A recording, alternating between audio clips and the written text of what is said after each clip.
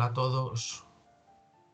Hola a todos, buenas tardes. ¿Qué tal estáis? Espero que estéis llevando el fin de semana muy bien, que no os aburráis mucho. Ups, que se ha ido esto antes de la diapositiva. Problemilla técnico. Disculpad.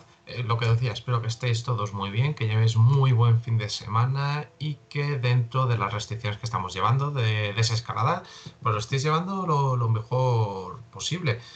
Aquí en Madrid, donde yo estoy, todavía seguimos en fase cero, pero bueno, todos aquellos que tengáis la suerte de estar en fase uno o si hay alguno pues que pueda estar en fase 2, pues espero que lo llevéis muy bien todo. Para empezar, ¿vale? Antes de empezar la charla, que va a estar muy interesante el día de hoy, os quiero anunciar varias cosillas de Matiz Otaku. Lo primero de todo es que ya estamos trabajando de manera activa desde hace días en todo el tema de stands. Ya está otra vez la maquinaria a plena potencia. Es más, ya muchos de vosotros, si sois stands de comerciales o de créditos Salle, ya estáis recibiendo comunicaciones, documentación nueva, anexos, etcétera, por el cambio de fechas. Estamos ya respondiendo correos. Os rogamos que tengáis mucha paciencia porque tenemos mucha carga de trabajo con todo lo del COVID-19. Hemos aprovechado también de todo este tiempo pues para poder mejorar los procesos internos, así también como mejorar los procesos de software, porque somos conscientes a través del feedback pues que había cosillas que mejorar y bueno, en eso estamos trabajando. Y por ejemplo, también pues vamos a subir en los próximos días una nueva versión de la página web de Matiz Otaku 2020 que estamos seguros que os encantará. Por otra parte, dicho la parte de los stands, ¿vale? Recordad que también pues vamos a abrir en no mucho las solicitudes de prensa y pues no sin fecha fija, pero también las abriremos para diciembre de voluntarios. Entonces os recomendamos que estéis al tanto de las redes sociales para cualquier tipo de novedad, cómo solicitar, cómo inscribirse, y de la misma forma también os tenéis por las redes sociales para lo que necesitéis de poneros en contacto, dudas, preguntas. Estaremos encantados de poderos atender. Y dicho esto, vamos a lo que nos ocupa el día de hoy. La introducción al manga. Vamos a hacer una breve historia, vamos a hablar sobre el fenómeno y la influencia del manga. Entonces, lo primero de todo, me gustaría preguntaros a todos, es que os preguntéis para vosotros, ¿qué es el manga? ¿El manga es algo de Japón? ¿Es un fenómeno asiático? ¿O es algo internacional que, bueno, es una moda pasajera? ¿Para vosotros qué es? Plantearos esta pregunta porque es la base para comenzar todo. El manga, sin Asia, no sería manga. Al igual que el manga que tenemos hoy en día, si no tenemos en cuenta la historia de Japón, la sociedad japonesa, tampoco sería el manga. Y Asia está intrínsecamente ligada a esa historia y por tanto a la evolución del manga. Entonces, por todo esto, vamos a la pregunta clave. Entonces, lo que os decía, el manga sin Asia no sería el manga actual, podría ser un cómic, quizás. Entonces, lo primero de todo que tenemos que tener claro es que el manga es una expresión popular aparecida en Japón. ¿Cuándo? A finales del siglo XVIII. Ha llovido ya desde entonces. Y que a lo largo del tiempo se ha expandido al resto de Asia, primero a los países más cercanos con los que Japón ha tenido más intercambio cultural, es decir, Corea del Sur sobre todo, y China, y posteriormente se ha ido expandiendo al resto de Asia y del mundo. Es muy importante que no confundamos, ¿vale? Y tenemos que partir de esta premisa para entenderlo bien, el manga con cómic, porque el manga es una expresión cultural distinta al cómic, y esto es una premisa de sí o sí, que tenemos que tener claro. Y podemos distinguir que una obra se caracteriza por ser manga, bien sea por la temática de las historias, la manera de contar las historias, el diseño y la caracterización de los personajes, la exageración de rasgos físicos, porque si os fijáis, por ejemplo, en un manga, pues siempre pues el tema de ciertos rasgos, los ojos, cejas, o la simplificación, o incluso la falta de proporcionalidad, desaparece. Si nosotros nos ponemos en cuenta, por ejemplo, un cómic de Ibáñez, un Mortadelo y Filemón, esa proporción existe, pero sí es verdad que luego tienen ciertos rasgos de tipo nariz, orejas, tal, que los exageran, pero existe la proporción. En el manga desaparece esa proporción totalmente, y si os fijáis con otros cómics, otros estilos de cómic, por ejemplo, cómic americano, esa proporción es muy constante y existente todo el rato. Pero es que además de esa exageración de rasgos físicos, las historias se encuentran descompuestas y sobre todo contadas en instantes. ¿Vosotros os recordáis esas míticas escenas de Capitán Subasa, que cuántos capítulos de anime se tiraban para meter un gol? Es el perfecto ejemplo de la descomposición por instantes de una historia, de cómo un instante lo puedes alargar varias páginas o capítulos para contar todos los puntos, detalles, observaciones, sensaciones, etc. Y sobre todo, tiene un lenguaje muy visual, a diferencia del cómic, que no se basa en esto. Entonces, creo que ya tenemos claro qué es, ¿vale? Las características del manga. Entonces, como he dicho antes, el manga sin Asia no sería manga, pero esa expansión que ha habido, el manga ha creado como subgéneros del manga justamente en esos dos países que más influencia han tenido de Japón. El manhwa en Corea, en China, perdonad, y el manga en Corea del Sur, respectivamente. También ya ha entrado a formar parte de las sociedades en India e Indonesia, luego hablaré de ellos porque es bastante curioso, incluso en Taiwán.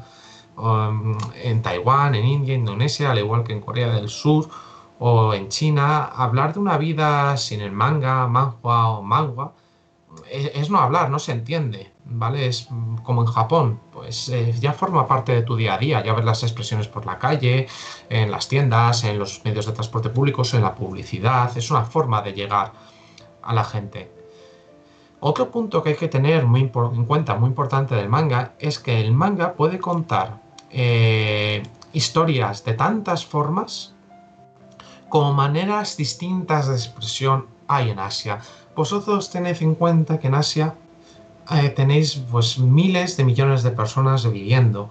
Pues se podría decir que tenéis tantos miles de millones de formas de contar una misma historia como habitantes que hay allí. ¿Por qué? Porque la evolución histórica que ha tenido Asia y sus habitantes ha sido muy distinta a la de América y Europa, por lo cual también las técnicas narrativas y la expresión narrativa difieren a las europeas, que al final son también las que están en Estados Unidos. Entonces esa forma de cambiar las cosas, de contar las cosas, bien sea pues lenguaje musical, lenguaje escrito, el lenguaje visual, por ejemplo un cómic, un manga, difiere mucho de una historia americana. Y aquí os preguntaréis, bueno, si me has dicho antes de que el manga viene del siglo XVIII, ¿en qué se va? ¿En dónde sale en Japón? Bueno, seguramente muchos, si habéis viajado a Japón y habéis visitado el museo de la ciudad de Tokio, el magnífico Hokusai, ¿vale? Para quien no lo sepa, el Hokusai es una estampilla de ámbito tradicional japonesa que proviene del siglo XVIII. Sus técnicas están siempre basadas en el sumie, bueno, en el caso del Hokusai, y el ukiyo-e, que son técnicas de dibujo y pintado tradicionales en Japón. Entonces el manga tiene como origen, o se considera que tiene como origen, estas estampillas y de cómo fueron deformando la realidad que vivían o que observaban los autores de estas estampas. Y de cómo fueron, de lo que era una estampa única, fueron metiendo como más estampas a lo largo de páginas para hacer y contar una historia muy sencilla, pues normalmente de carácter moralista o tradicionalista, relacionados pues con la vida en corte, ámbitos sexuales, aunque parezca mentira, religioso. Entonces, bueno, pero el término manga no es moderno, por lo cual es bastante antiguo, es del siglo XVIII. Entonces, si os parece, vamos a empezar a hablar de la cronología para saber y conocer mejor el fenómeno manga desde que comenzó, ¿vale? Desde su primera aparición del término manga, el que haya acuñado, hasta los días de hoy. concretamente ya pues vamos a abarcar, os comento, hasta el año 98 ya, porque a partir de la década de los 2000 creo que ya todo el mundo conocemos los títulos y ya llevamos un tiempecito con esto, se está iniciando en el manga. Entonces, bueno, lo primero de todo, del propio Hokusai. Ay, porras. Disculpadme, problemita técnico. Diapositiva que estaba antes. Con lo que os decía, el término manga, ¿vale? Proviene de su primera aparición en el año 1798, siglo XVIII, en un texto, el Shiki no Yukikai. Es un texto que está hablando sobre las distintas estampas y distintos autores en Japón y refiriéndose justamente a Hokusai, se acuña y se usa por primera vez la palabra manga. Luego en el 1814 sale publicado el Hokusai manga, que es la evolución, como os lo que he dicho antes, de esas estampas japonesas ya dispuestas en una secuencia para contar cosas. Si os fijáis, ¿vale? Ya estamos aquí viendo rasgos característicos como la deformación y la exageración que caracteriza al manga. Obviamente, pues lo que es la estética y el contar del siglo XIX, primeros del siglo XIX, pues no tiene nada que ver con el manga moderno. Y si lo comparamos con las técnicas europeas y el estilo europeo de cómic que había en aquel momento, pues tampoco tiene mucho que ver. Son radicalmente opuestos y también surgen desde distintos orígenes. Los había hablado del Hokusai manga. Y luego tenemos el Hyakuyo manga, que es más o menos coetáneo de la misma época, ¿vale? Estamos hablando de primeros del siglo XIX. Como podéis ver, en este caso, ¿vale? No sigue la técnica de la estampilla, sino que es dibujo. Y ya aquí ya le meten, ¿vale? A diferencia del Hokusai, que es una descripción de la acción, ya le meten como una especie de diálogos muy sencillos en los bordes de la página. Entonces ya es una evolución, simplificar los caracteres de los personajes, las formas, entonces ya va tomando un poquito forma. El manga, hoy en día, tampoco sería nada sin la influencia occidental, porque nosotros también hemos influenciado, los europeos concretamente, concretamente británicos y holandeses, para formar lo que es el fenómeno manga hoy en día. En el año 1862 se publica en Yokohama la obra Japan Punch, que es del autor Charles Walkman. En esta obra es una obra sátira que ridiculiza a la sociedad japonesa. Estamos hablando de 1883, ¿vale? Pensemos que Japón en aquel momento era muy cerrado, no estaba abierto todavía al exterior como puede estar hoy en día, y esa sátira, esa forma de ridiculizar a la población japonesa quedó muy hondo. Hay otras publicaciones coetáneas que incluso tienen ya hechas al estilo de Japan Punch, que Japan Punch acaba quedándose como una revista, bueno, como un semanario, mejor dicho, allí en Japón, en el que se incluían este tipo de viñetas cómicas, pero empezaron a salir otro tipo de publicaciones con un toque más subido, en el que se reían de los líderes políticos, incluso de la Casa Imperial, pues con claras connotaciones de ámbito sexual. Por ejemplo, hay una portada pues que no la he puesto por el tema de censura y puede escandalizar, por ejemplo, pues que ves al emperador de aquella época pues realizándose una autofelación y riéndose en portada de dicho emperador por lo ridículo. Entonces, bueno, hoy en día pues no hay forma de saber si simplemente eran sátiras al estilo, pues lo que podemos decir el jueves en España ahora mismo, o bien realmente pues había algo más ahí detrás. Eso nunca lo sabremos.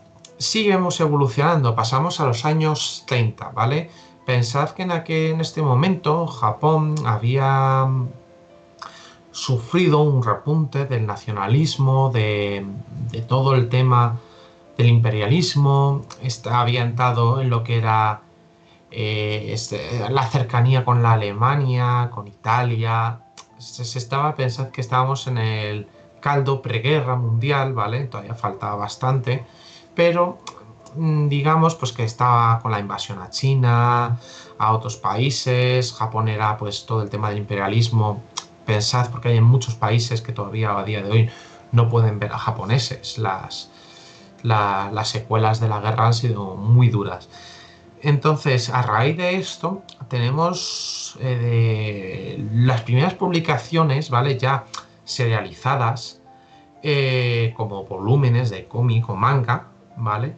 Que es en el año 31 Ogonbat y Norakuro.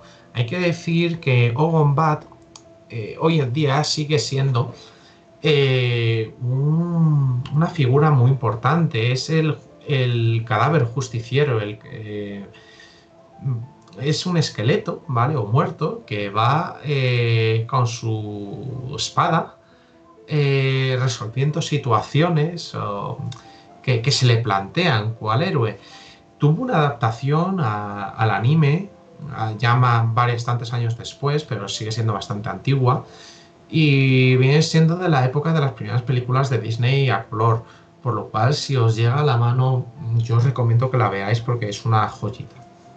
Dentro justamente de la línea imperialista y militarista que estaba comentando, de ese clima ya de preguerra, de que se estaban calentando las cosas, está el manga de Norakuro. Es, como os cuenta, pues es un gato alemán, y que está siempre enfocado pues desde esa visión imperialista japonesa del mito, ¿vale? Que estaban pues ciertos países surgiendo, ese mito populista de derechas. Entonces, bueno, Norakuro pues viene siendo esa expresión desde el punto de vista japonés. ¿Vale? Tened en cuenta, como he dicho, Japón en aquel momento era un país muy imperialista, muy militarista. Entonces, dentro de esa sociedad es reflejo este manga. En el año 52, a ver, os tengo que hablar, Astro Boy, es obligado, del gran maestro Osamu Tezuka. Creo que todo el mundo ha oído hablar o conoce a Osamu Tezuka, su obra, porque de Astro Boy han hecho mangas, películas, ha aparecido en videojuegos, no tienen límite. Pero realmente la primera obra de Tezuka como tal es del año 52, es Astro Boy. Y viene siendo como un antes y un después a cómo se contaban las historias, qué historias se contaban y en cómo se narraban en los mangas esa historia. ¿Por qué? Porque empezó a serializarse de una manera larga, no publicaciones puntuales o a modos de suplementos. Por lo cual quizás el fenómeno manga tal cual hoy lo conocemos empieza en el año 52, es decir, de volúmenes manga que se van serializando y van apareciendo con una frecuencia en tiendas. Muchos conoceréis las revistas en las que aparecen los mangas, que luego son recopilados todos esos capítulos y aparecen ya en volúmenes. Pues hasta el año 1955 no aparece la primera revista. Las dos primeras revistas que están orientadas a un público femenino. Entonces en este momento es cuando se acuña el término de shoujo manga, que son las revistas Nakayoshi, que es la que os he puesto la ilustración aquí en la parte derecha de la diapositiva que estáis viendo, y Ruban. Ruban, ¿vale? En japonés es la adaptación de Ribbon. Ribbon es el lazo, es la famosa revista shoujo manga que hoy en día se sigue publicando y es una de las referentes del shoujo manga en Japón. Por lo cual, lo mismo, si en algún momento tenéis la oportunidad de que os llegue, yo os recomiendo encarecidamente que les echéis un vistazo. En el año 59 vamos a dos revistas que hoy en día siguen publicándose, por mucho que no reconozcáis tipografías ni nada, pero que son la Weekly Shonen Sunday y Weekly Shonen Magazine. Quizás no os suenan, pero si os digo, por ejemplo, la Weekly Shonen Sunday, que han salido publicados o se publican Ranma medio de Rumiko Takahashi, Detective Conan, Inuyasha, Magi, o en Weekly Shonen Magazine, por ejemplo, Dia no Ace, Hajime no Ippo, Nanatsu no Taizai o Ene no Subatei, que por cierto os recuerdo que el anime lo tiene licenciado Alice Studio, que estuvimos hablando con ellos el otro día, por lo cual, si queréis verlo, ya sabéis, a nuestro canal de YouTube, buscáis la entrevista con Félix Ribalta y os enteráis de todo el detalle. Y luego volvéis aquí y nos seguís viendo en el vídeo. Entonces, bueno, son dos revistas muy importantes. Haceros una cosa como curiosidad, ¿vale? Estamos hablando del año 1959. Fijaros que la Weekly Shonen Sunday, que es la de la izquierda, ¿vale? La del niño con el entrenador de uniformes de béisbol, valía 30 yen.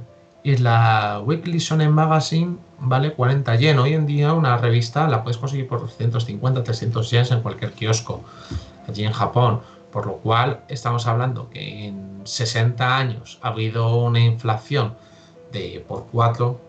Está pues relativamente contenido el aumento de precios si nos comparamos cómo han ido aumentando desde los mismos años en pesetas a lo que sería hoy en día su equivalente en euros.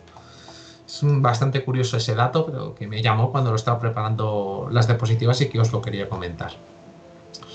En el año 64 se lanza la primera revista, ¿vale?, de serialización de manga, Garo, enfocada en un público adulto. Garo va a publicar mangas, sobre todo de tinte, de terror, de sagas, de peleas de samuráis, lo que en esa época pues estaba quizás más de moda. Es verdad que si comparamos hoy lo que son los mangas para adultos a día de hoy a los de aquella época, no tienen nada que ver. En el año 67, ¿vale?, sale publicada la obra cubre y quizás la primera obra, que es Gegege no Kitaro, del maestro Shigeru Mizuki. Shigeru Mizuki es un coetáneo a Otomo, a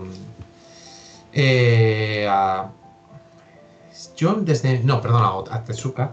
Desde mi punto de vista, quizás fuera de Japón, es más infravalorado, no se le conoce tanto como a Tezuka, porque Tezuka fuera de Japón pues está encumbrado, es decir, su obra es magnífica, pero Shigeru Mizuki para mí es magistral. Él bebe de todo lo que es la tradición yokai de Japón. Entonces bebe todas esas tradiciones locales que le habían contado sus padres, su abuela, en el sitio donde vivía, las supersticiones.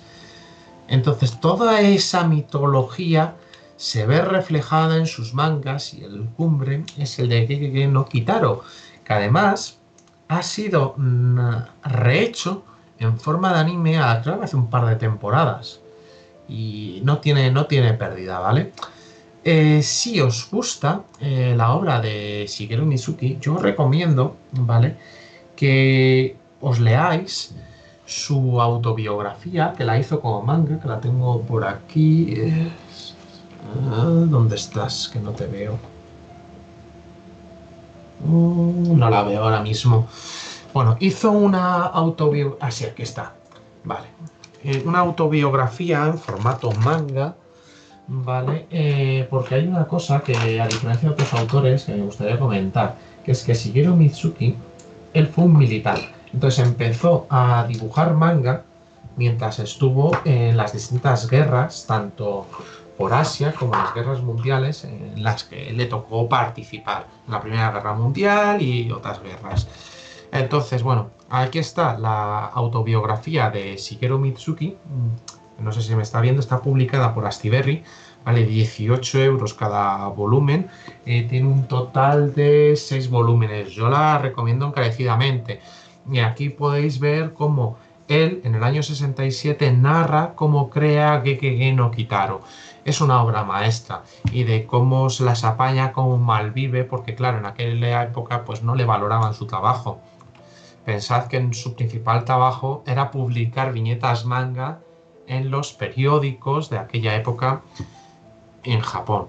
Una pena sin lugar a dudas. Y muchos de los personajes del universo de Mizuki que aparecen en Kitaro y en otras obras de manga lo vais a ver aquí reflejados. Yo os lo recomiendo encarecidamente si queréis entrar en el mundo del manga clásico. es quizás un mundo mucho más interesante que Tezuka. Posteriormente, ya pasamos al año 68, otras dos revistas muy importantes. La Shonen Jump se lanza en el año 68, valía 90 yens. Tenéis a la izquierda, ¿vale? La imagen de la izquierda es la portada del número 1. Si la comparamos con la Shonen Jump de hoy en día, que creo que todo el mundo habrá visto sus portadas, no se parece por nada. Y aparece otra revista de manga enfocada al público adulto, que sigue hoy en día, es la Big Comic. Creo que la Shonen Jump no necesita presentación, carta de presentación. Big Comic, probablemente muchos os diréis, y bueno, ¿qué es lo que se publica ahí? A ver, ha habido clásicos, ¿vale? Si os digo Golgo TC, probablemente a muchos os suena. Es más, todavía Golgo TC se sigue publicando. Pero tenemos luego, por ejemplo, pues pensad que es una revista pues para adultos. Por ejemplo, Tezuka también publicó en esta. Entonces hizo una obra muy buena llamada Gringo, que creo que ya os podéis imaginar a quienes se refieren. Gekiga Obaku, Gekito Magnitude 77, que ha salido en el anime hace no mucho y además lo tiene licenciado Selecta Visión. Y bueno, podemos seguir de Laughing Salesman, IL, Hotel, Mirai no Moide, MW, también de Osamu Tezuka, que narra justamente todo el tema de Hitler, ¿vale? Es un manga muy duro y que yo lo recomiendo que lo leáis, ¿vale? Que está también publicado en España. Y pasamos de año al 69. ¿Qué se publica en el 69? Creo que todos lo conocéis, Doraemon. No necesita carta de presentación. Todavía a día de hoy, a pesar de que el autor está muerto, sus herederos han dado los permisos a la editorial para que puedan seguir serializando nuevos cómics que encarga la editorial de Doraemon. Y bueno, el anime sigue, ahí tienes la muestra de cómo desde el año 69, que también comenzó ese mismo año la emisión del anime de Doraemon, pues ahí sigue, de cómo ha ido evolucionando el dibujo, de los temas y cómo trata, pero siempre con esa esencia de finales de los 60, primeros de los 70, que siempre ha tenido Doraemon, tan entrañable como él solo. Posteriormente, en el año 73 hay dos obras muy importantes que también suponen un impasse en lo que es la manera o los temas que se han ido tratando. La primera de todas, ¿vale? Es la de Hadashi no Gen, que es un manga, ¿vale? Bastante duro. Hadashi no Gen, que os digo ahora mismo que de Keiji Nakazawa, ¿vale? Es un manga bastante duro porque hasta el momento, digamos, y el punto de inflexión, no es solo la temática, sino que no se habían atrevido a narrar en manga lo que había sido la Segunda Guerra Mundial y el lanzamiento de las bombas atómicas sobre Hiroshima y Nagasaki. El manga de Hadashi no Gen comienza con el lanzamiento de la bomba en Hiroshima porque el autor, Keiji Nakazawa, fue uno de los supervivientes de Hiroshima de la bomba. Y aunque no lo narra en primera persona, sí que narra y dibuja de una manera muy cruda lo que fue el lanzamiento y siempre un poco siguiendo, inspirándose en lo que es su propia vida personal, el cómo fue evolucionando, intentando evadirse, cambiar y evolucionar de todo el horror que había habido. Y volvamos a Osamu Tezuka, a un manga, porque diréis, bueno, es Osamu Tezuka, sí, pero en mi opinión, muchos dicen, Astro Boy es su obra cumbre. No, en mi opinión es Blackjack, sin lugar a dudas. Es quizás uno de los mejores mangas de la historia. Para quien no sepa la historia, Blackjack es un médico que opera sin licencia al mejor postor de todos. Mira, se acaba de conectar Rubén. Buenas noches, Rubén. Lo que decía, opera sin licencia al mejor postor, al que le dé el mejor maletín de dinero. Quien no lo sepa, como Tezuka hizo este manga La razón es que Tezuka estudió medicina, aunque no la terminó. Entonces cuenta, narra con toda crudeza y detalles cirugías, anatomía humana, instrumental quirúrgico y de una crudeza, la doble moralidad humana. Yo os lo recomiendo, sobre todo el manga, porque la verdad es que el anime está bastante censurado y bastante edulcorado, pero el manga es muy crudo. Es muy crudo y muy bueno. Pasamos al año 77. Quizás este anime, manga, mejor dicho, que luego fue adaptado en los años, ya en la década de los 2000 al anime, Terrae, ha pasado muy desapercibido, pero la temática quizás es, junto a Astro Boy, las dos obras cumbre del manga que han supuesto cada uno en su momento las bases de los pilares de la ciencia ficción, que es Terrae. Terrae realmente no requiere una presentación, requiere que cojáis el manga y lo leáis, ¿vale? Es el dibujo, es un shoujo manga, mientras que el anime está planteado más como un shonen manga. Cada uno con sus diferencias, es la misma historia y es magistral. Es muy intenso, no para. Es que, como os diga algo, os destripo completamente la historia. Yo me he leído ambos, a mí me encantan, os los recomiendo encarecidamente, que ya sabéis, Google, que os ayuda mucho para estas cosas, porque desgraciadamente no los tenemos en España. Ojalá alguien se nos apie y nos tenga o el manga o el anime. Yo primero encantado de irlos a comprar y que nos lo traiga. En el año 78 hay otro hito importante, no solo por el manga, sino también porque es la primera obra que Rumiko Takahashi, ¿vale?, lanza comercialmente, que es Urusei Yatsura, o más conocida como Lamu. Publicada en España, ha salido anime en España, emitido también por canales autonómicos. Creo que todo el mundo lo conocemos y no necesita mucha más presentación. Posteriormente, en el año 82, Katsuhiro Otomo publica su primera gran obra maestra, que es Akira, en la que está basada la famosa película de anime Akira. Creo que Akira no requiere ninguna presentación, al igual que la obra del año 84, Dragon Ball, de Akira Toriyama, tampoco requiere ningún tipo de presentación. Se presentan ellas solas, son archiconocidas, son obras maestras a día de hoy. Es más, Dragon Ball, sabéis ya, bueno, creo que lo sabe todo el mundo, que volvió otra vez a la carga con el propio beneplácito de Toriyama. Pero quizás marcaron el impasse. Primero, Dragon Ball fue por el manga de aventuras, de luchas, de combate. Y Akira, manga de terror, adulto, guerra.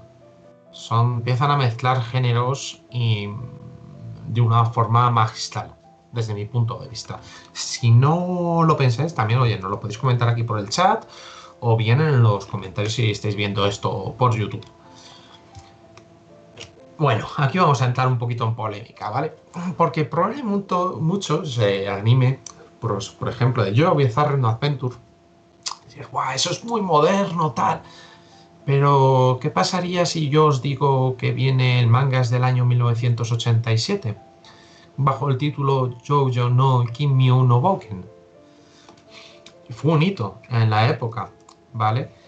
Del autor Hirohiko Araki, publicado por Jump Comics y fue serializado en la Weekly Shonen Jump, un clásico del manga shonen de aventuras y lucha.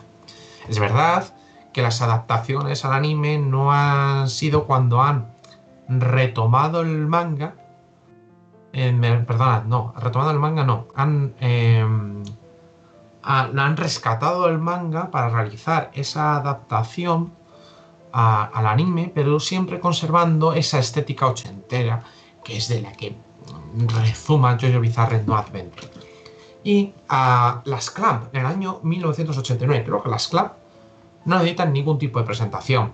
Sakura Card Captor, Tsubasa Reservoir Chronicles, los diseños de muchos otros animes, ¿vale?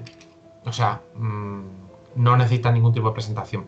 Sin embargo, Clamp siempre habían sido un círculo doujin, y en el año 1989 sacan su primer manga ya de comercial puro, RGB Beta, que sigue todavía y está publicado en España. Yo os recomiendo que vayáis a vuestra librería cuando se vayan levantando restricciones y lo consigáis, porque merece mucho la pena, es muy bueno. Pasamos al año 91. Las Mahou Shoujo. Empiezan ya las Magical Girls a aparecer y Sailor Moon es la primera aparición en formato manga de las mismas. A partir de aquí creo que todo el mundo ya sabe lo que fue Sailor Moon, el boom a nivel mundial que fue y todo lo que ha ido partiendo a partir de Sailor Moon. En el año 97, coetánea junto además, por ejemplo, Naruto, se lanza por Ichiro Oda One Piece, el manga, en la Weekly Shonen Jump también. Claro que no necesita carta de presentación, hoy en día se sigue publicando, pero veía importante el ponerlo porque realmente fue un hito, hay que reconocerlo, y sigue siendo tan hito que a día de hoy, en el 2020, es decir, estamos hablando 23 años después de que comenzara la serialización, sigue publicándose, que creo que hay pocos mangas, quitando Dragon Ball o Doraemon, que Doraemon estamos hablando del año 69, estamos en el 2020, 51 años de serialización, que ya es, o sea, 51 años de salir en revistas y salir y publicar volúmenes. Dragon Ball, desde el año... disculpadme.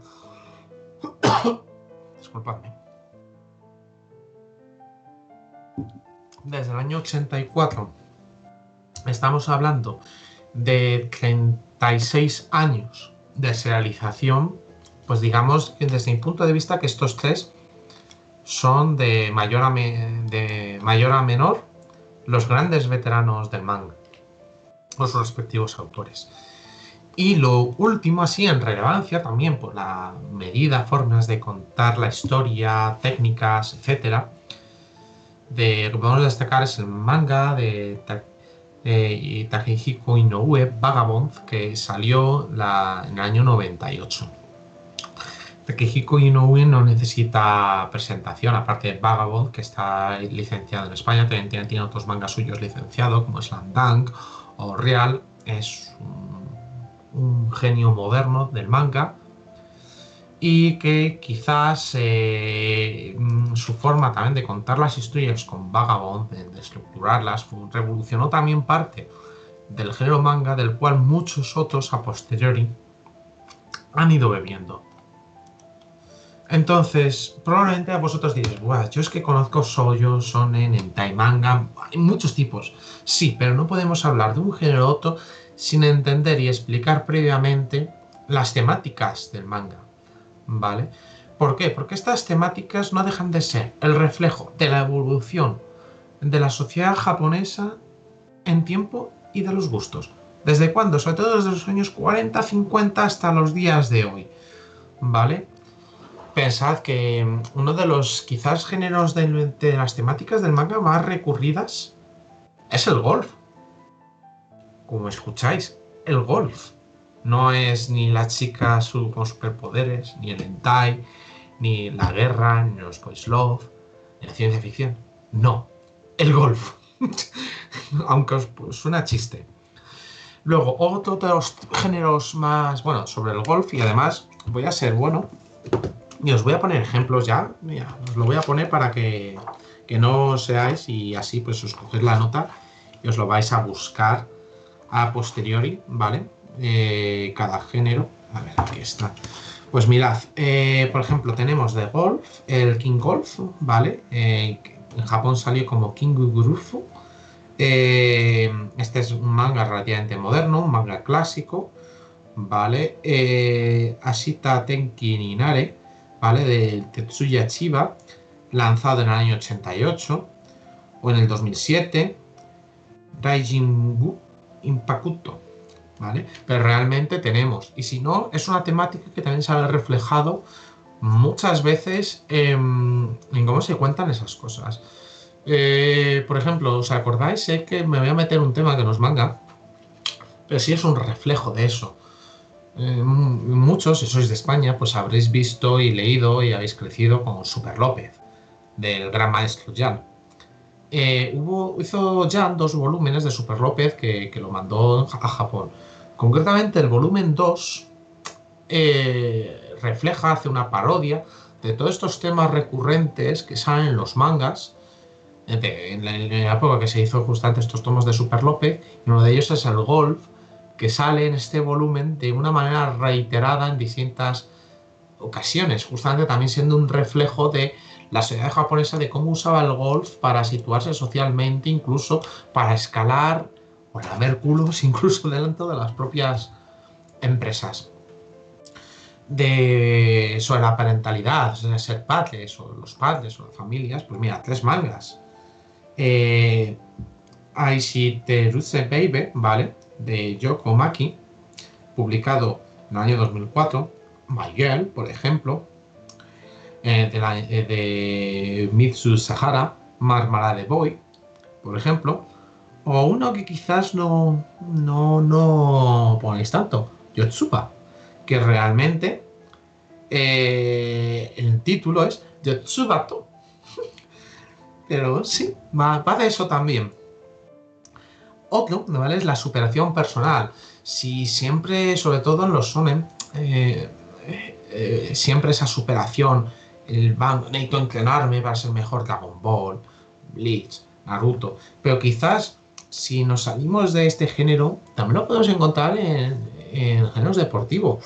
Por ejemplo, Real, de Takehiko Inoue, es la temática, ¿vale?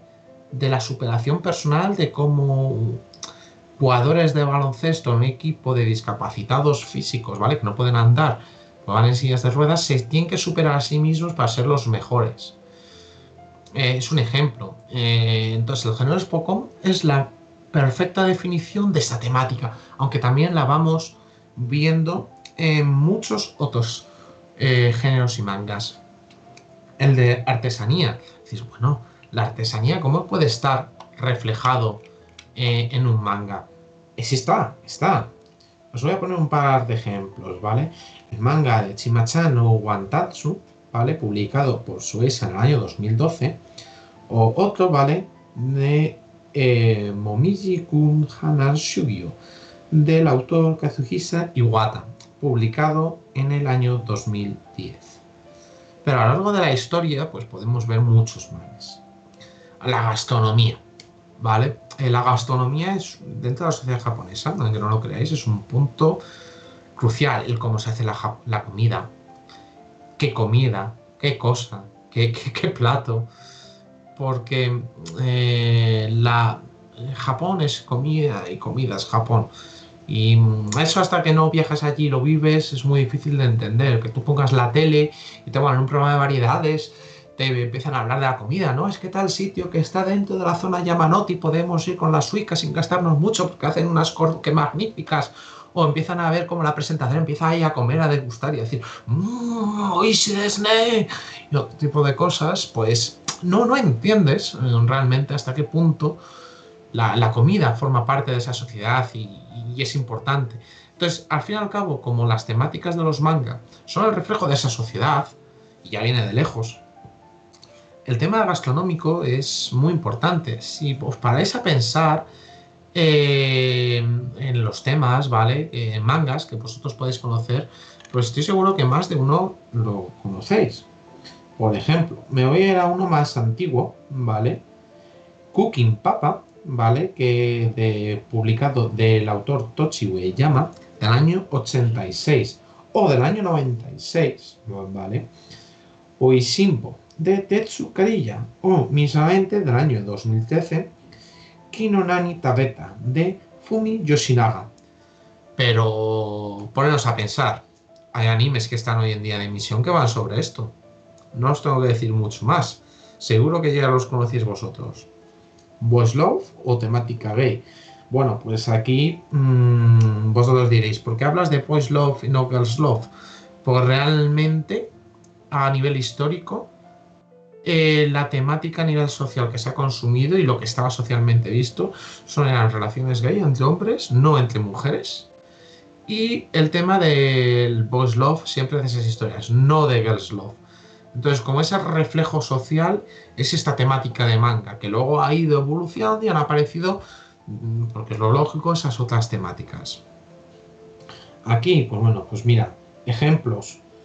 Ekus, Blue Morning, Kyusuyatsu no Yume, os puedo decir muchos. Creo que también si hay alguien que sea fan de este género, puede decir mucho más. Géneros del terror o ciencia ficción. Blame, Akira, Parasite. Parasite, por ejemplo, la película, la adaptación que hizo el cine surcoreano del manga de Parasite, que es un manga japonés, recordad que ha sido súper premiada a nivel internacional. Pero es un reflejo de esas aficiones, de esos gustos de la sociedad japonesa. De amoríos, Mix, creo que no necesita ningún tipo de presentación. Pues My Sonic Yoku de Rumiko Takahashi, creo que no necesita tampoco ningún tipo de presentación. Para jóvenes adultos ya son unas temáticas un poquito más complejas, ¿vale? Aquí ya pues van mezclando distintas temáticas, por ejemplo, es Otouto no Oto, ¿vale? Que es el marido de mi hermano. Chisakobe, ¿vale? O Sani, por ejemplo, pero si os paráis a pensar, tenemos el manga de Barakamon y hay muchos mangas, pero muchos. Yagan, me aventuraría a decir, pues. Beck, por ejemplo, etcétera. ¿Vale? Sobre la guerra, es que aquí quizás es la obra de Osamu Tezuka, dos obras, ¿verdad? Las dos relacionadas con el nazismo. Una es Adolf, sobre la vida de Adolf Hitler. Es buenísima, ¿eh? Es buenísima, aunque sea de Hitler, yo os lo recomiendo que la veáis, porque lo trata de la verdad de una manera bastante controvertida. Y la otra que la había hablado antes es MW. Pero sobre la guerra, hombre, si os digo Italia, probablemente Axis Powers Italia, que justamente va también sobre todo este tema del eje del mal de la Segunda Guerra Mundial, ¿vale? Del eje de Japón, Alemania, Italia, España, así un poco, ¿sabes? Está oficialmente, porque no estuvimos oficialmente metidos. Entonces todo eso, pues, se ve reflejado. Posteriormente, yo os decía, sagas dinásticas. Pensad, ¿cuántos mangas sobre dinastías o que aparecen? Maggie, eh, por ejemplo, Space Brothers o Sanctuary. Son ejemplos que me vienen. Y luego, superpoderes, superhéroes. Seguro que a muchos os llega a la mente. El Sentai, sí, por ahí van en parte los tiros, pero por ejemplo podemos decir Tentai Senses and Red, pero el manga de Sailor Moon entraría también por aquí, por ejemplo, o Devilman. Son grandes clásicos allá donde los haya. Entonces, ya teniendo claro las temáticas, ¿vale? Perdonad que he estado consultando aquí el chuletario porque realmente no hay muchos mangas pues que no conocen mucho, pero no es el libro de Petete. Tiene que ir de verdad al libro de Petete de verdad para asesorarse.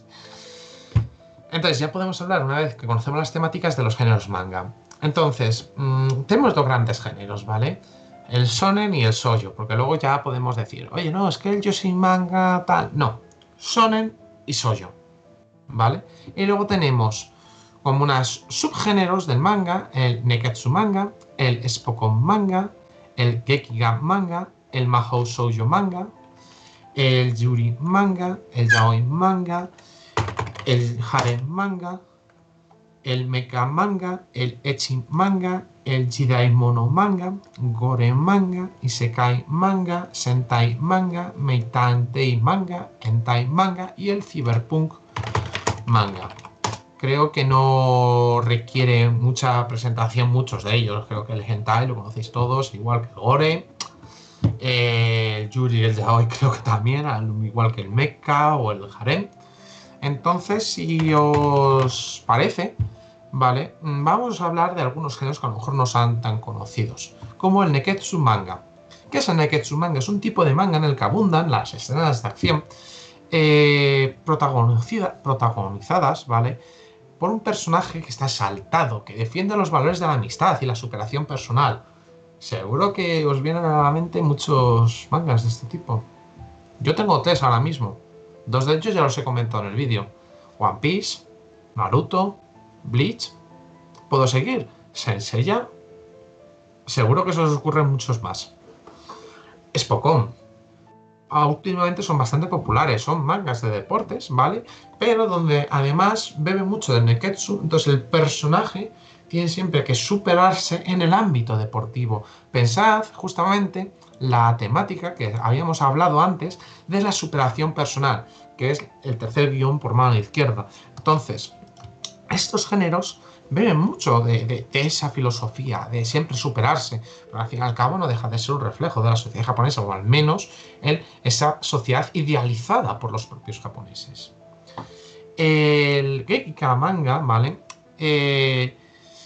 Es un manga de temática adulta y dramática. Entonces, realmente, no, si os fijáis, no he metido el Yosei Manga. ¿Por qué? Porque el Yosei Manga es un subgénero del Gekika Manga, es decir, el Gekika Manga es un subgénero, ¿vale? Y el Yosei Manga es un subgénero que bebe del Gekika Manga. Luego tenemos el Masou Shoujo Manga. Creo que no requiere presentación, ¿vale? Si digo Sailor Moon, o si digo... ¿cómo se llamaba este?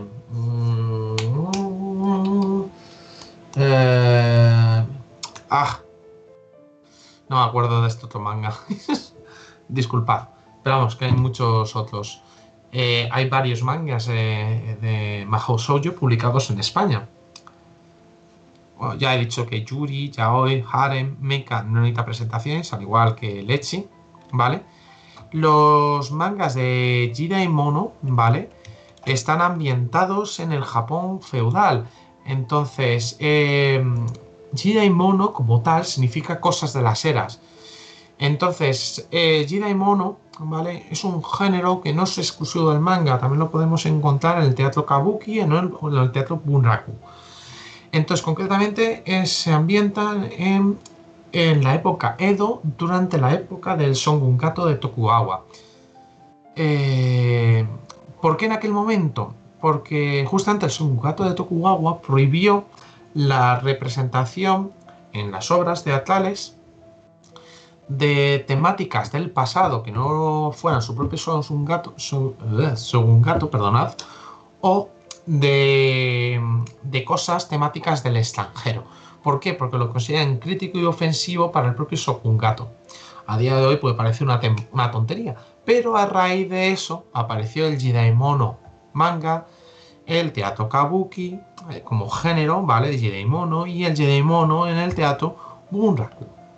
Perdonad aquí si no he sido todo lo práctico o detallista que podría haber sido, pero no soy un experto en el teatro Kabuki, ¿vale? Entonces aquí pues a lo mejor otro experto os pueda dar más detalles sobre cómo va el teatro y sobre el Kabuki Jidaimono, ¿vale? Para que tengáis esa referencia. El manga Gore creo que no... La casquería no requiere mucha presentación. El Isekai, creo que tampoco. ¿Cuánta gente conoce Re:Zero? Los mangas de irse a otro mundo y tener superpoderes, poderes mágicos o renacer. No necesita Sentai. Los géneros de superhéroes de postura. Si os digo Power Rangers como serie de televisión, pues lo mismo en manga. Aquí ya entramos en otro, ¿vale?, que a lo mejor no tenéis que conocer. El Meitantei, ¿vale? ¿Qué es Meitantei? Policía detectivesco en japonés. ¿Os hacéis ya una idea? ¿No? Vale. Detective Conan, Death Note, Matantei Loki Ragnarok. Son suficientemente famosos. Y luego tenemos el Cyberpunk, ¿vale? Que es la historia cuando sucede en mundos donde está la tecnología muy avanzada y ahí esta tecnología toma un punto crucial en la historia. Por ejemplo, Blame. Por ejemplo, Akira.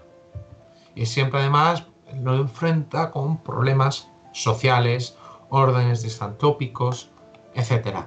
Son... Bueno, tenéis otro también de Katsushiro Tomo, Freedom.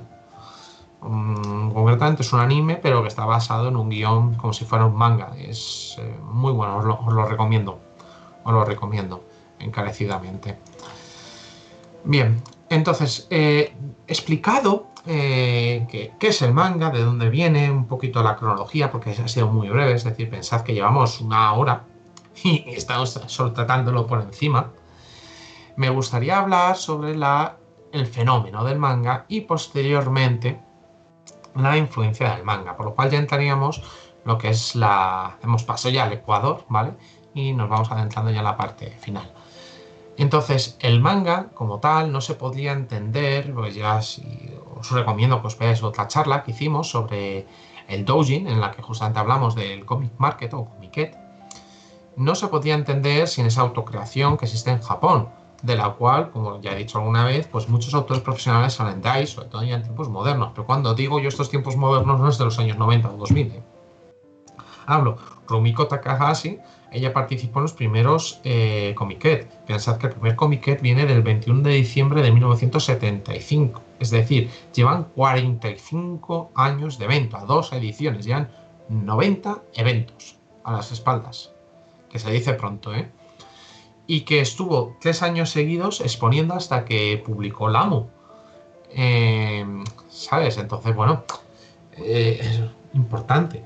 Por ejemplo, Clamp, antes de y después de publicar RG Veda en Japón, ellas siguieron acudiendo al comiquet. El último doujin que hicieron y en el último comiquet que participaron fue en el año 94, que es la imagen que os he puesto a la izquierda, la portada de su doujin, que es Clamp in Wonderland. Fueron al comiquet que se hizo en agosto del año 94. Y es un doujin que además coge también cosas de Sega y de otros mangas, pero sobre todo bebe de JoJo Bizarre Adventure. Y cuentan una historia de cómo hacen a unos hijos padres de otros, entonces es bastante curioso ver el dibujo que tú ves en Veda, Sakura Card Captor, tal, haciendo un doujin. Yo, si tenéis Google, yo lo recomiendo para que le echéis un vistazo, que es bastante curioso el poderlo ver. Entonces, claro, no podemos hablar de manga si no hablamos de doujin, si el doujin no hablamos de manga, porque una cosa está ligado y sin el manga no habría salido el doujin, si no habría salido esa explosión y hubiera generado el mundo otaku, porque el mundo otaku no existe sin el manga. Eso tenemos que tenerlo todos muy claro. Pero es que en el anime también ha influenciado. Y he puesto la primera serie de Gundam del año 79. Me diréis, Ramón, ¿por qué no la has puesto en el histórico, en la cronología? Sí, mira, tiene una explicación muy clara, ¿vale? Gundam fue su época en el año 1979 una revolución, pues fue el primer anime donde se trataba, o sea, revolucionó el cómo se contaban las historias en el anime, porque mezcló política, guerra, amoríos, crecimiento personal. Hasta aquel momento todos los animes, si les echas un vistazo, son muy moralistas, al más puro estilo de Doraemon. O mirad Mazinger Z, que también es un anime de mechas y es un anime muy moralista. Gundam no fue a eso, rompió los esquemas de cómo se estaban haciendo las cosas. Pero es que no solo eso, es que Gundam fue también el primer anime del que se hicieron adaptaciones al manga, por lo cual empezamos ya a retroalimentar. Es decir, el anime no hubiera podido ser sin el manga, pero es que ya el manga empieza a obtener retroalimentación del propio anime, del cual el manga ha sido originario como fenómeno. Y esto, bueno, Gundam fue el primero y de aquí, pues por ejemplo, os voy a poner un ejemplo. El anime de Neon Genesis Evangelion, ¿vale? Que creo que todo el mundo conoce hoy en día, tuvo una adaptación al manga. Bueno, realmente tuvo varias. Pero la primera adaptación al manga fue guionizada por el propio Hideaki Anno. Y eso lo notas en cómo se narra la historia. Y por eso, por este tipo de cosas, fue tan importante la aparición de Gundam en el año 1979. Aparte de la historia en sí, que es buenísima, es las temáticas, la forma de narrarlas, sobre todo de dejarse de esa moralina que había en la sociedad japonesa en aquel entonces, en cuanto a las temáticas, o de no mezclar o cómo las contabas. En las novelas ligeras. Las novelas ligeras sin el manga hoy en día no serían, porque tú puedes contar una historia, pero la forma de contarlas, a diferencia de una novela tradicional, las narras como si fuera un manga. Y a su vez, eso lo acompañas de ilustraciones manga que complementan a lo largo de la novela, de los distintos volúmenes, la historia. Y además se serializan como si fuera un manga. Tú puedes tener una novela que puedes tener 15 volúmenes, 20 volúmenes, una novela, como si fuera un manga. Y se lee muy rápidamente, en japonés, hay que decirlo. Y por cada volumen tiene una media de 40 ilustraciones, 20 ilustraciones, dependiendo del autor. Y luego muchas de estas novelas se adaptan al manga o se adaptan al anime, o al revés. También, si os digo de manga, pues, ¿qué me venda ahí? Los cosplay, los eventos otaku, los salones del manga. Aquí, bueno, no por echarme balones fuera, pero oye, Matiz Otaku, tenéis aquí el concurso de uno de los concursos de cosplay que hemos hecho en Matiz Otaku, o alguna de las fotos del interior de pasadas ediciones. Creo que todo el mundo va a salones del manga y sabe de lo que hablo, sabe lo que es el cosplay, por lo cual, si me permitís, no me voy a adentrar mucho más aquí. Los videojuegos han bebido mucho del manga y posteriormente el manga los videojuegos han aportado al manga. ¿En qué? En la estética, en las formas de narrar, en los diseños. Por ejemplo, os estoy poniendo aquí 3 ejemplos, ¿vale? De videojuegos, pero tenéis cientos, miles de ejemplos, ¿vale? Uno de ellos, el que está más a la izquierda como tapado, es la selección de personajes de Melty Blood Cadenza. Luego abajo tenéis el Tales of Hearts R, que salió para PS Vita. Y fijaros, lo que aparece en esa imagen son modelos tridimensionales, pero parecen de un manga. Y luego tenéis el último, os he puesto una captura del último Guilty Crown, no, disculpad, Guilty Gear, es que se me ha ido la cabeza al cielo. Y fijaros que es como si estuvierais jugando con un personaje de un manga. Entonces, por eso el fenómeno se ha visto también reflejado en el mundo de los videojuegos, porque al fin y al cabo se ha creado un ecosistema, ha ido creciendo y bebe todo de ahí. El fenómeno del manga también ha salido fuera de Japón, porque sabéis que han venido los mangas, los videojuegos, etc. Bueno, pues aquí os he puesto una selección de mangas que podemos ver actualmente en nuestro país: Genshin, Slam Dunk, Full Metal Panic, Naruto, One Piece. Seguro que vosotros tenéis también un montón de mangas en vuestras estanterías. Revisad vuestro cuarto y reflexionad. Vais a ver de qué manera y con qué fuerza ha llegado el fenómeno del manga como fenómeno, como hecho histórico aquí a España también. Y lo ha hecho para quedarse. Pero ahora me gustaría profundizar, quizás, ¿vale? ¿Recordáis lo que hablé al principio de todo sobre el manga y el manhwa? Los fenómenos en China y Corea. Me gustaría profundizar un poquito en ellos, ¿vale? No muy por encima. Porque hay una cosa que os dije claro, ¿vale? Que es que el manhwa en China, ¿vale? No se podía entender China sin el manhwa. De la misma forma el manga. Pero es que son subgéneros ya propios con entidad propia del manga, ¿vale? De la misma forma que nosotros aquí en España, lo que hace mucha gente, pues como Doujin, pues hay gente pues, que es más tradicional en cómo lo hace, hay otro que intenta tener su estilo, pero no hay un estilo propio, que sea propio del país, ¿vale? Para decir, no, esto es manga de España, no lo hay. a nivel de características no podemos establecer patrones comunes, ni en la forma de narrar las historias, ni en la temática de las historias, ni nada. Sin embargo, en China y en Corea sí. Beben mucho, pero sin embargo la estética bebe mucho de la manga clásico, pero con mucho efecto digital. La principal diferencia que tienen en China y en Corea del Sur es que estas historias están pensadas para ser leídas desde un móvil o una tableta, por lo cual popularmente se las llaman webtoons porque están pensadas para leerlas en un formato web desde el móvil o la tableta, para irlas arrastrando de abajo para arriba e ir desplazando la tira. Se consumen, son de rápido consumo y son de usar y tirar, no suelen salir publicadas.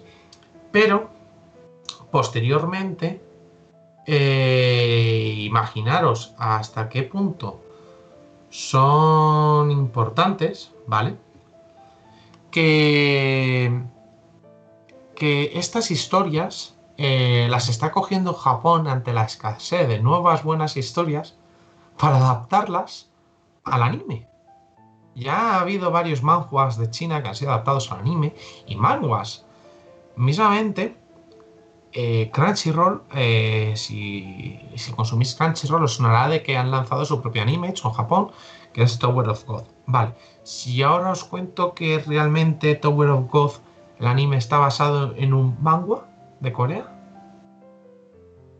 ojalá podamos decir que algún día de España pues podamos ver esto.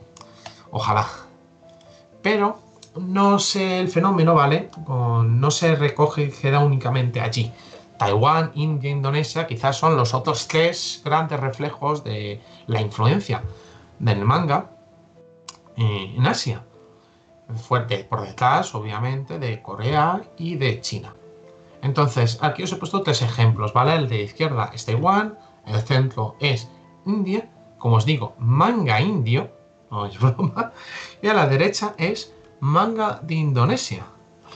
Taiwán, según las propias palabras de los autores, es una selva sin jueces, a la que los autores van al degüelle del otro autor.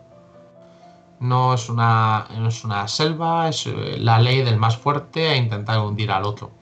Bastante curioso. Entonces, bueno, eso también conlleva a que haya una competencia muy fuerte.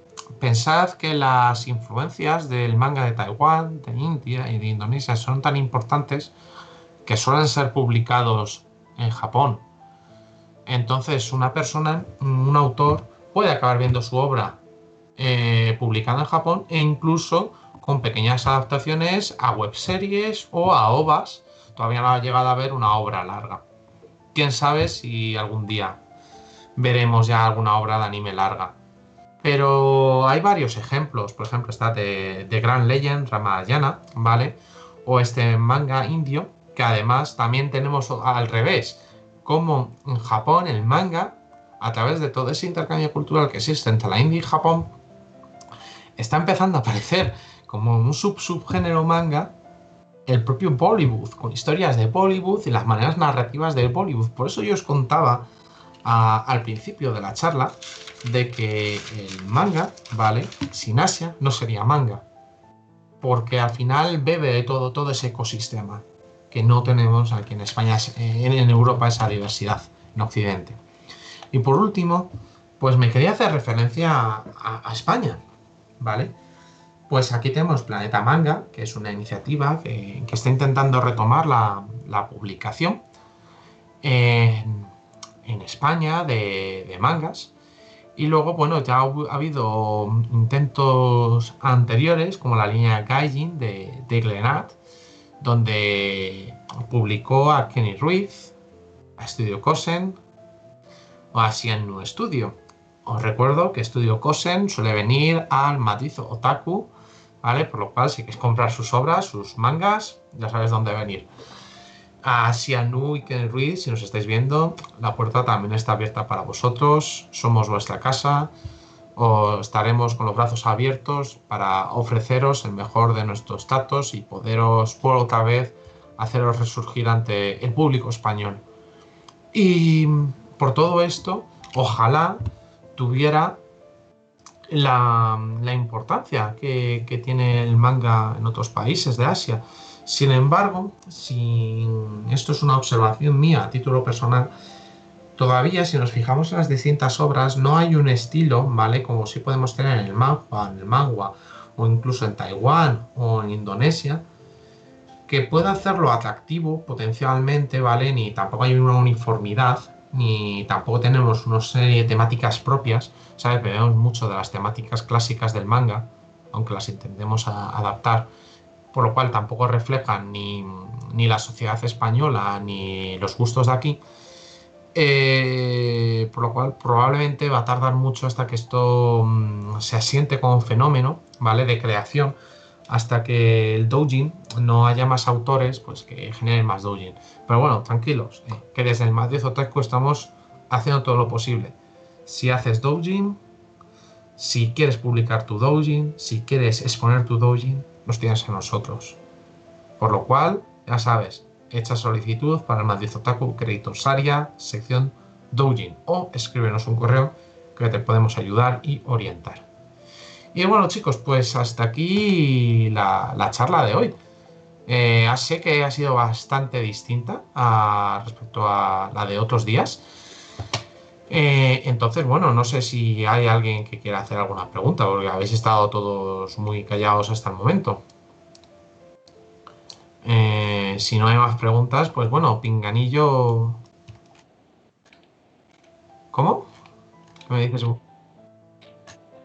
Bueno, pues a ver, pues ¿qué te parece, Pinganillo, si le hacemos eh, una raid a alguno de los que ya le hemos hecho en ocasiones anteriores? Alguno de los que le hicimos en las primeras veces. ¿Cómo se llama? Otaku Fansite, ¿qué te parece? Pinganillo única. ¿No está en línea Otaku Fansite? Joder. Bueno, a Nana.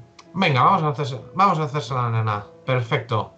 Pues chicos, muchas gracias por la de hoy. Recordad que el próximo martes volvemos con Creators Aria otra vez, que hemos tenido una semanita, disculpad, de impasse, porque también para descansar un poquito de directos que necesitamos para reprogramar y para hacer formación interna también al resto de personal, porque somos una asociación, hay mucha gente y también pues nos viene bien hacer estas dinámicas.